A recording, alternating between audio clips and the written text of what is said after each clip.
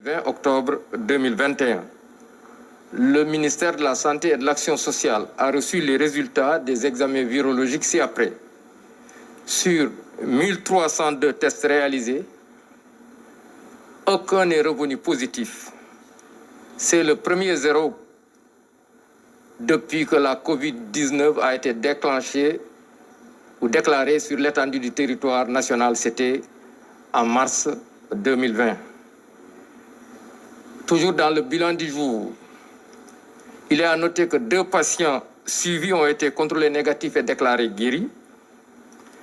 5 cas graves sont pris en charge dans nos services de réanimation.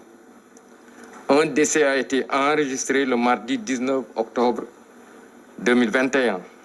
L'état de santé des autres patients suivis ou hospitalisés est jugé stable.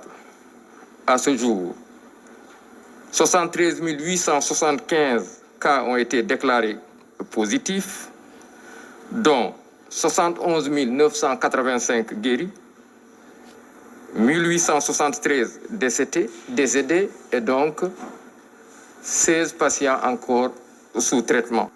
Le ministère de la Santé et de l'Action sociale informe par ailleurs que depuis le début de la campagne de vaccination contre la COVID-19, 1 281 047 patients, 1 281 047 personnes ont été vaccinées sur l'étendue du territoire national. Le ministère tey bésu alarba ñaar fukki fan ci weeru octobre mi ñu nekk ministère de la santé et de l'action sociale jot na résultat examen virologique yi may waaj a lim ci junni ak ñetti téeméer ak ñaari test yi ñu def amul kenn ki nga xam ne am na doomu jàngoro ji ñu ngi ciy sant yàlla pour guléet ñu am li ñuy tuddee 0 cas. Toujours ci bilan bi ñu xamal leen que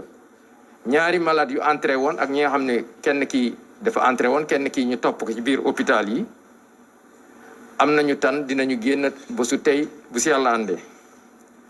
Juróomi malade ñoo nekk réanimation kenn a génn àdduna bésu démb talaata fukki fan ak juróom-ñeent ci weeru octobre mi ñu nekk. ñeneen ñi des hôpital ak ñi nga xam ne ñu leen topp ci biir kër yi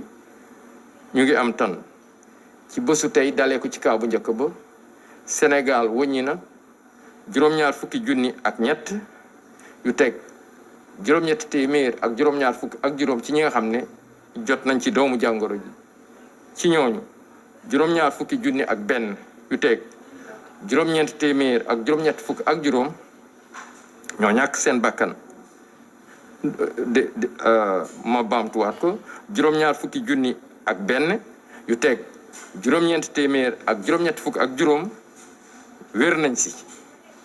ñàkk seen bakkan ñu ngi toll ci junni ak juróom-ñetti téeméer ak juróom-ñaar fukk ak ñett ñi des ci lalu hôpital yi ak malade ñi nga xam ne ñu ngi leen saytu ci biir kër yi